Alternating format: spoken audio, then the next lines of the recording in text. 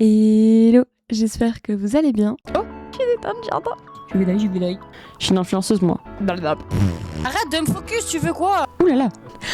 Non, stop les gars, stop. C'est même pas au secours, hein, c'est au secours. J'ai peur. Tu ne sais toujours pas quoi lire cet été?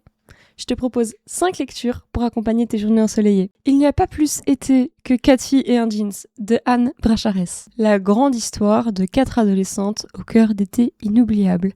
Une saga où se mêlent subtilement les voix de Carmen, Tibi, Bridget et Lena. Des surprises en émotions, des rires en larmes. Elles font l'apprentissage de la vie et se retrouveront 10 ans plus tard, confrontées aux grandes questions de l'existence, l'amitié, la mort, la maternité et l'amour. Alors c'est un livre que j'ai lu vraiment il y a quelques années, mais pour moi c'est un livre qui rime avec nostalgie. C'est vraiment tout ce qui est amour de jeunesse, fête sur la plage, voyage entre amis.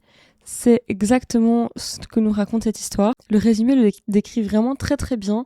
Si tu aimes juste les romans contemporains où on suit un groupe d'ados qui est vraiment très bien écrit, qui est très joli, bah, en fait il est fait pour toi, hein, tout simplement. Le public cible est surtout du coup orienté adolescent, mais je pense qu'il peut vraiment se lire à différents âges. Moi je l'ai lu il y a quelques années, mais je suis clairement prête à le relire là maintenant. Et d'ailleurs, si le premier tome te plaît, il existe déjà un deuxième tome, donc ça c'est des intégrales hein, qui font vraiment beaucoup de pages. Je me rappelle que j'avais lu celui-ci vraiment en un été, littéralement, donc je pense que pour la première recommandation, il est plutôt pas mal. On continue avec de la légèreté, avec Lettres d'amour de 0 à 10 de Suzy Morgenstern. Ernest a 10 ans de vide, sa mère est morte le jour de sa naissance et son père a disparu. 10 ans d'ennui, sa vie avec sa grand-mère, prénommée Précieuse, n'a rien de très exaltant. École, goûter, devoirs, soupe. Pas de téléphone, pas de télévision. Seule distraction, une mystérieuse lettre que le grand-père d'Ernest avait envoyée du front pendant la guerre. Une lettre indéchiffrable. Ernest est un bon élève, solitaire et taciturne, pour ne pas dire muet, jusqu'au jour où Victoire de Montardon arrive dans sa classe et jette son dévolu sur lui. Car Ernest est beau, ce que les autres filles de la classe avaient déjà remarqué. Un livre d'un peu plus de 200 pages qui nous fait redécouvrir vraiment la vie d'un enfant, de ce que c'est que d'être d'un enfant, de découvrir plein de choses pour la première fois, de se faire des amitiés, de se rendre compte que la vie d'adulte est parfois un peu difficile, mais la vie d'enfant aussi. C'est vraiment des passages très touchants du quotidien de Ernest. C'est une histoire sincère avec des personnages très originaux et notre petit Ernest va beaucoup évoluer pendant ces 200 pages. Donc c'est vraiment une lecture que je te conseille.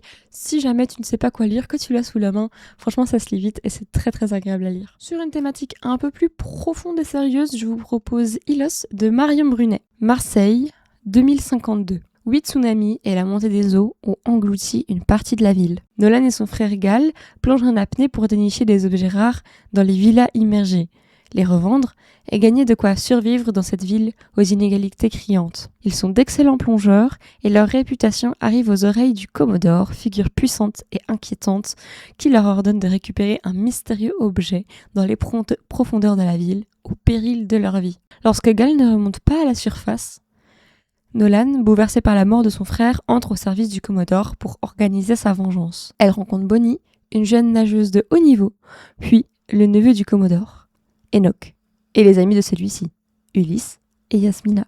Adélis et sa petite sœur Nina complètent bientôt la bande. Sur et sous les eaux envahies d'espèces dangereuses, les adolescents vont prendre des risques, et leur amitié se renforcer. Ils ne seront pas trop de 7 pour affronter l'adversité, aider les plus démunis qu'eux, et comprendre le mystère d'Ilos. Quoi de mieux que l'été pour parler de réchauffement climatique, n'est-ce pas ? En dehors de tout humour, c'est un livre très intéressant qui aborde encore de nombreux sujets d'actualité, une façon crue un petit peu d'aborder, notamment le réchauffement climatique, mais toujours avec subtilité. C'est un vrai tableau qui défile sous nos yeux, et découvrir cette planète sous cet angle nous fera peut-être un petit peu questionner sur nos habitudes actuelles. Sans être non plus culpabilisateur, ce roman m'a vraiment touchée et je me suis reconnue surtout, non pas dans le personnage principal, mais dans sa grand-mère qui, à cette époque, aura le même âge que moi. La saga est déjà terminée et comporte 3 tomes, donc si ça t'intéresse, n'hésite pas.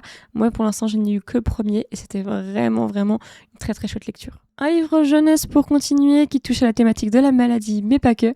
Je te propose Mémoire de la forêt de Michael Brun-Arnaud et Sanoé. Dans la forêt de Belle-Écorce, au creux du chêne où Archibald Renard tient sa librairie, chaque animal qui le souhaite peut déposer le livre qu'il a écrit et espérer qu'un jour il soit acheté. Depuis que ses souvenirs le fuient, Ferdinand Taupe cherche désespérément à retrouver l'ouvrage qu'il a écrit pour compiler ses mémoires afin de se rappeler les choses qu'il a faites et les gens qu'il a aimés. Il en existe un seul exemplaire déposé chez le libraire il y a des années, mais justement, un mystérieux client vient de partir avec. À l'aide de vieilles photographies, Archibald et Ferdinand se lancent sur ses traces en forêt, dans un périple à la frontière du rêve, des souvenirs et de la réalité. C'est une histoire très touchante et les personnages le sont aussi. Il s'agit certes d'un jeunesse, mais je pense qu'il peut vraiment être lu à différents âges, petits comme grands. La compréhension ne sera pas la même à mon avis. Il est vraiment justement très intéressant pour aborder, comme je vous ai dit, la thématique de la maladie. Notamment ici, on parle de l'oubli-doux, qui est donc de l'Alzheimer. Les illustrations aussi en valent vraiment le détour. Si vous cherchez un jeunesse très joli à regarder et facile à lire, je vous le conseille vraiment. J'essaie de vous montrer une petite illustration. Vraiment, c'est très très joli. Et du coup, je peux que vous conseiller cette lecture qui m'a fait lâcher ma petite larme quand même. On termine dans un tout autre registre avec un livre qui, attention, contient de nombreux trigger warnings. Donc si tu souhaites passer ce passage, je te mets juste ici la timeline à laquelle tu peux sauter.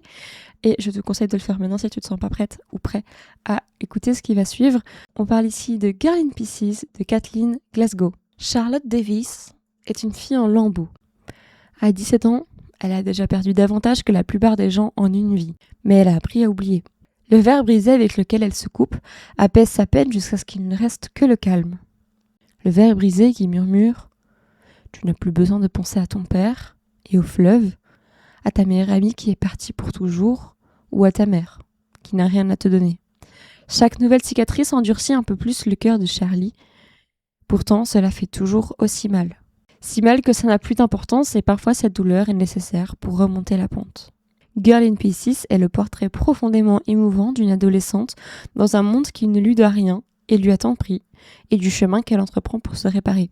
Le premier roman de Kathleen Glasgow est d'une authenticité déchirante et d'une honnêteté sans faille, une histoire dont on ne peut se détourner. Ce livre m'a mis une vraie claque, il est très très beau, très bien écrit, m'a fait découvrir un quotidien qu'heureusement je ne connais pas, mais qui malheureusement est encore la vérité de plein de gens. Il est rempli de remise en question, de rêves, d'espoir, de volonté de faire mieux.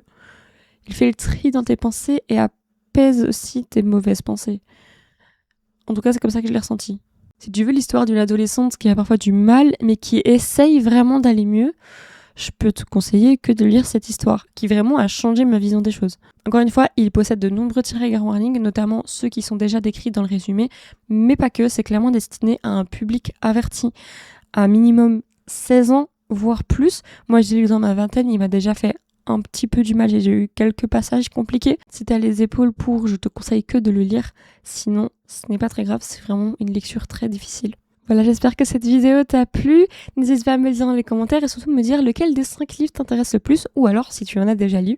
En tout cas, moi je vous laisse ici. Je suis très contente d'avoir fait cette petite vidéo un petit peu plus dans le domaine de la littérature. On se retrouve très très vite sur YouTube. Des bisous et à la prochaine!